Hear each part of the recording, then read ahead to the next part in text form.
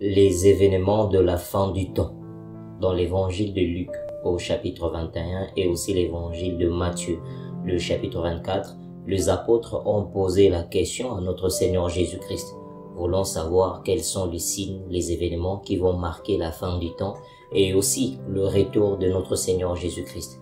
Par sa réponse, le Seigneur a fait savoir que son retour sera précédé de pas mal des événements. Malheureusement, comme la Bible déclare que vous avez les yeux pour voir, mais nous ne voyons pas. Parce qu'il y a pas mal des événements apocalyptiques liés à la prophétie qui se sont déjà concrétisés, dont nous sommes incapables à des fois d'interpréter. Avant que la Russie ne puisse bombarder l'Ukraine, le président américain Joe Biden a exigé aux Américains vivant en Ukraine de sortir de l'Ukraine. Et cette exigence était tellement forte que certains États européens, asiatiques et aussi africains ont minimisé cet appel du président américain, au point que certains États européens sont allés dire que les États-Unis sont en train de dramatiser. Après que quelques Américains ont eu à quitter l'Ukraine, la Russie a bombardé l'Ukraine. Par là, je tiens à nous faire comprendre que le jour où l'Ukraine a été bombardée, il y avait certainement des élèves qui se rendaient à l'école. Il y avait certainement des personnes qui avaient le programme de se rendre au culte. Il y avait de ceux-là qui devaient aussi se rendre à la mairie afin de célébrer leur mariage civil. Mais ils ont été surpris et le Seigneur a dit « Cela sera de même au jour de l'avènement du Fils de l'homme ». Comme c'était dans l'état de Sodome et de Gomorrhe, les gens mariaient leurs enfants et voire même donnaient naissance. Mais ils ont été surpris parce que le feu est tombé sur eux. Et aussi, au temps des déluges, les gens mariaient leurs enfants, mais ils ont été surpris parce que le déluge est venu. Et nous sommes dans une période, certaines personnes seront surprises. Et nous allons partir d'un texte biblique pour déchiffrer un événement actuel qui est lié à la prophétie. Je fais la lecture dans le livre d'Apocalypse au chapitre 6. Je fais la lecture du verset 3 et 4. Il est écrit: quand il ouvrit le second sceau, j'attendis le second être vivant qui disait: viens. Et il sortit un cheval roux. Celui qui le montait reçut le pouvoir d'enlever la paix de la terre, afin que les hommes s'égorgeassent les uns les autres. Et une grande épée lui fit donner.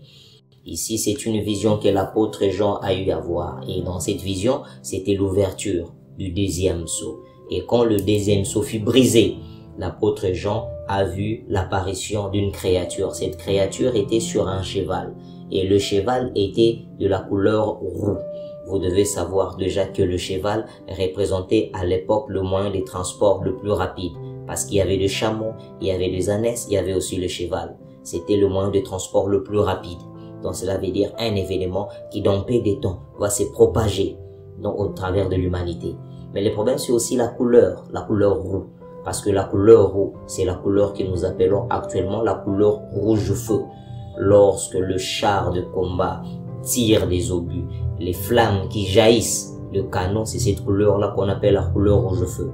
Lorsque les armes à feu sont utilisées, lorsqu'il y a des coups de feu qui sont tirés, des flammes qui jaillissent de canons des armes à feu, c'est cette couleur qu'on appelle couleur rouge feu. Mais le problème, c'est la mission qu'avait reçue la créature qui était sur le cheval de couleur roux.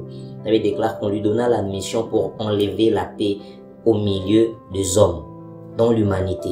Parce que nous devons savoir que parmi les hommes, il y a des conditions qui nous permettent de vivre en paix. Ces conditions-là, c'est les traités que les États sont en train de signer, des conventions et aussi des pactes.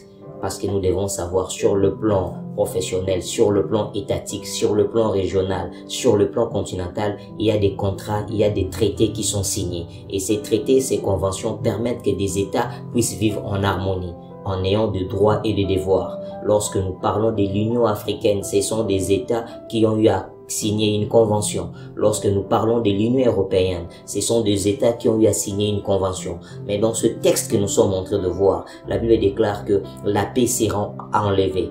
Parce que ces traités qui mettent des accords afin que les uns et les autres puissent avoir des droits et des obligations va voler en éclats. Parce qu'il y aura un certain moment où personne ne va respecter les accords. Pour mieux me faire comprendre, après la mort de Salomon, son fils Roboam a accédé au pouvoir en devenant roi.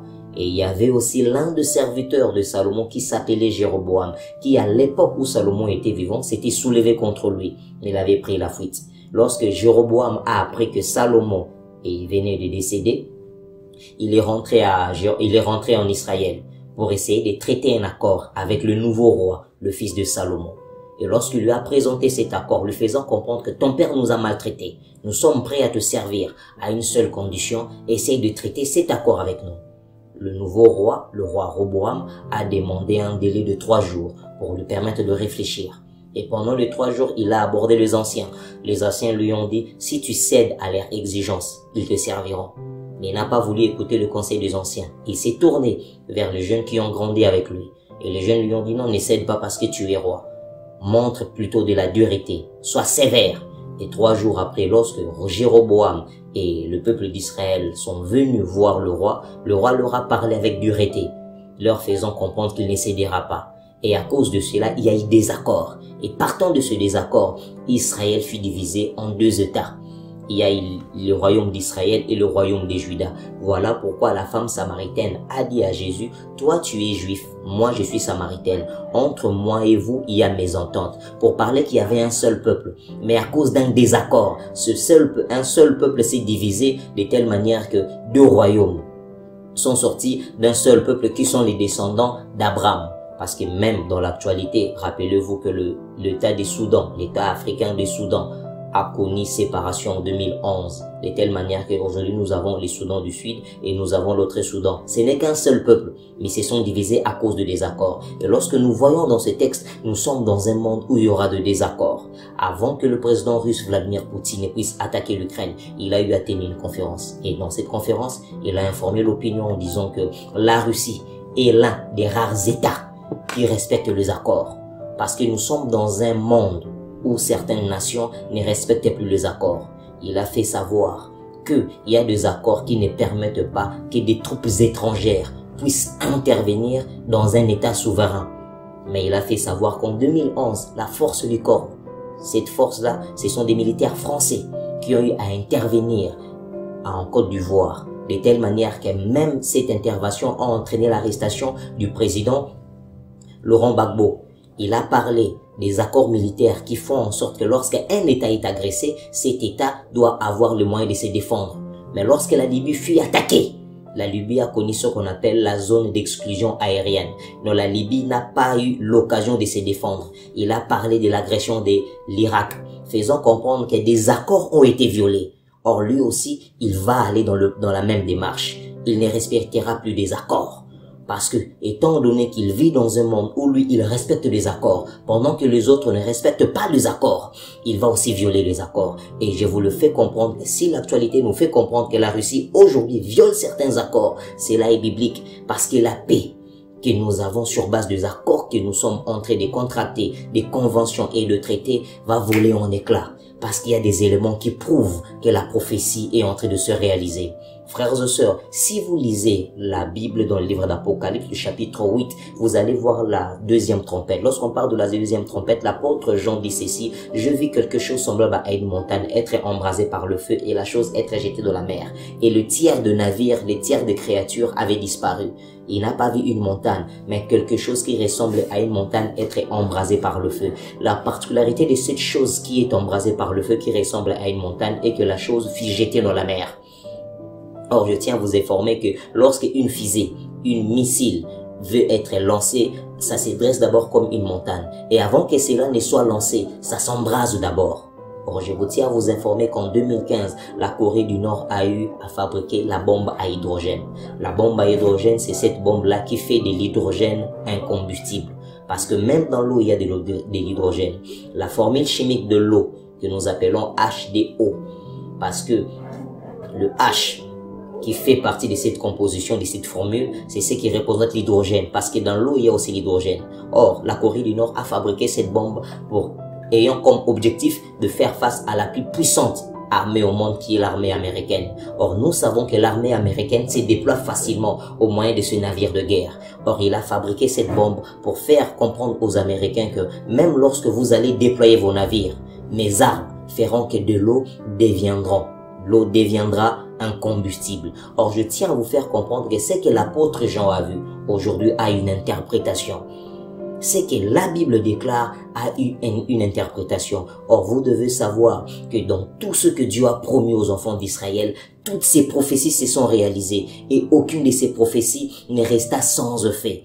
Frères et sœurs, aujourd'hui, lorsque nous lisons la Bible, c'est comme le roi Pharaon ou encore le roi Nebuchadnezzar qui ont eu à rêver, mais leurs rêves devaient être interprétés. Parce que lorsque nous lisons tout ce que nous sommes en train de voir dans le livre d'Apocalypse, la marque de la bête, les jugements derniers, le jugement dernier, l'enlèvement, c'est comme si ce sont des choses qui ne peuvent pas se réaliser. C'est comme de rêves. Or, la parole de Dieu, il est écrit que Dieu parle tantôt d'une manière, tantôt d'une autre. Il nous parle lorsque nous sommes en songe. Lorsque nous sommes dans le sommeil, il est en train de nous parler par des songes. La Bible, la prophétie de l'Apocalypse, de Daniel, ça paraît comme des songes.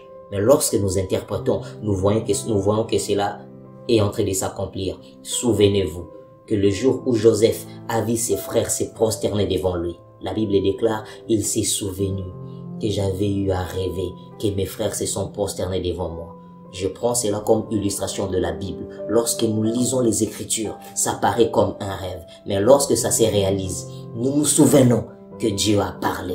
Nous sommes dans un monde, vous vous rendrez compte que nous irons de désaccord en désaccord. Nous ne serons plus en paix parce que nous allons aller de désaccord en désaccord parce que le deuxième sceau a été brisé. Abonnez-vous massivement, partagez, commentez, parce que ça, ce n'est que la première partie de la longue série de cet espace que nous appelons l'actualité selon la Bible et comme dit la prophétie.